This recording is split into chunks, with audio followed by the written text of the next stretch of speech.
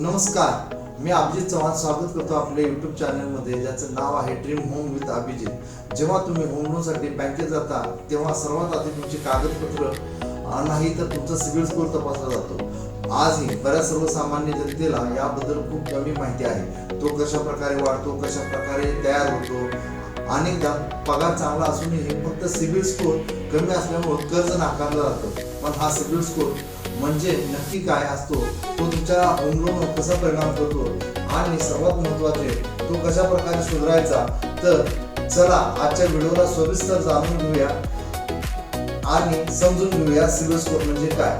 भारतात सिबिल स्कोअरची व क्रेडिट कार्डची सुरुवात कधी झाली हे आपण जर पाहिले तर 2000 साली भारतात पहिली क्रेडिट ब्युरो कंपनी सुरू झाली। ट्रान्स युनियन सिबिल, पूर्वीचे Credit Information Bureau India Limited ही कंपनी भारतीय बँका, वित्तीय संस्था आणि अमेरिकेतील ट्रान्स युनियन यांच्या भागीदारीत सुरू झाली। 2005 पासून होम लोन मध्ये, पर्सनल लोन मध्ये क्रेडिट कार्डसाठी सिबिल स्कोअरचा मोठ्या प्रमाणात वापरण्यास सुरुवात झाली आहे। 2016 नंतर तर जवळपास सर्व बँका, NBFC आणि सिबिल स्कोअर त्यांच्यासाठी सिबिल स्कोअर अनिवार्य झाला आहे। सर्वात आधी पाहूया सिबिल स्कोअर म्हणजे तुमच्या सिबिल स्कोअरचा तुमच्या होम लोनवर कसा परिणाम होतो। सिबिल स्कोअर म्हणजे तुमच्या आर्थिक शिस्तीचा आरसा होय। हा साधारणतः 300 ते 900 दरम्यान असतो। तुमचा सिबिल स्कोअर 800 पेक्षा जास्त असेल तर बँक तुम्हाला मौल्यवान ग्राहक असे समजून तुम्हाला सर्वात कमी इंटरेस्ट रेट मध्ये होम लोन प्रोव्हाइड करते। जर तुमचा सिबिल स्कोअर 750 तर 750 ते 800 दरम्यान असेल तर तुम्हाला आदर्श ग्राहक मानलं जातं। त्यासाठी तुम्हाला चांगल्या पद्धतीचे होम लोन मिळू शकतं। व काही जर तुमचा सिबिल स्कोअर 650 पेक्षा कमी असेल तर तुम्हाला बँका रिस्की ग्राहक मानतात। अशा वेळी एकतर तुमचं होम लोन नाकारलं जातं किंवा तुम्हाला जास्त व्याजदर मोजावा लागतो। थोडक्यात सांगायचं, जर सिबिल स्कोअर चांगला असेल तर आपल्या लाखो रुपयाची बचत असेल।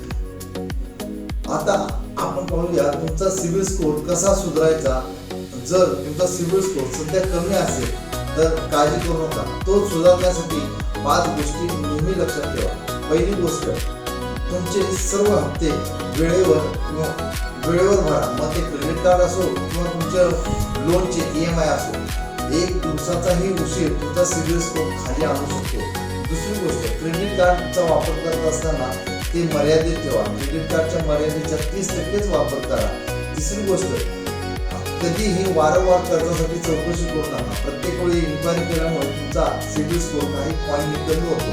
चौथी गोष्ट, तुमचे जर जुने क्रेडिट रिपोर्ट असतील, कधी बँकेच्या चुकीमुळे त्याची चुकीची नोंद असते तर ती वेळेवर दुरुस्त करणं गरजेचं असते। यासाठी तुम्ही sibil.com वर जाऊन तुमचा डिस्प्यूट राईज करू शकता व हा डिस्प्यूट राईज झालेला सिबिलला बंधनकारक असते की ते तुमच्या बँकेला सांगतात व त्याच्यावरचं सोल्युशन विचारतात व हे सोल्युशन तुम्हालाही कळतं। त्यामुळे तुमचे डिस्प्यूट असतील तर sibil.com वर जाऊन नेहमी कळवा। आता हे करत असताना आमची भूमिका काय? मित्रांनो, बऱ्याचदा लोकांना सिबिल खराब झालं की आता कर्ज मिळणार नाही ही असं वाटतं, पण महत्त्वाची सूचना की आजकाल बरेचसे लोक सिबिल ऑनलाईन प्लॅटफॉर्मवर चेक करतात, वारंवार चेक करतात। त्यामुळे त्यांना त्याचे फायदे न होता नुकसानच होत आहे। नुकसान म्हणजे त्यांचा सिबिल स्कोअर त्यामुळे नेहमी कमी होतो। ज्यावेळेस तुम्हाला होम लोन घ्यायचा आहे किंवा कुठलं लोन घ्यायचं आहे त्याच वेळेस तुम्ही सिबिल चेक केला पाहिजे, तोही बँकेतून चेक केला पाहिजे। देशपांडे होम लोन आम्ही तुमच्या सिबिल रिपोर्टचे बारकाईने विश्लेषण करतो तुमच्या आणि तुम्हाला मार्गच नाही दाखवत तर तुमच्या प्रोफाईलला साजेसा सर्वोत्तम पर्यायही शोधून देतो। आमचे ध्येय आहे की तुमच्या स्वप्नातील घराचा रस्ता सुलभ करणे आणि तुमचा सिबिल स्कोअर किती आहे हे तुम्हाला माहिती देणे। तो सुधारण्यासाठी तुम्हाला काय मदत हवी आहे का? आज अभिजित चव्हाण म्हणजे मला दिलेल्या नंबरवर कॉल करा व तुमच्या मदतीसाठी आम्ही सदैव तत्पर आहे। आणि व्हिडिओ आवडला असेल तर लाईक करा। अशाच माहितीसाठी आमच्या चॅनलला सबस्क्राईब करा। मी अभिजित चव्हाण तुमची रजा घेतो। धन्यवाद।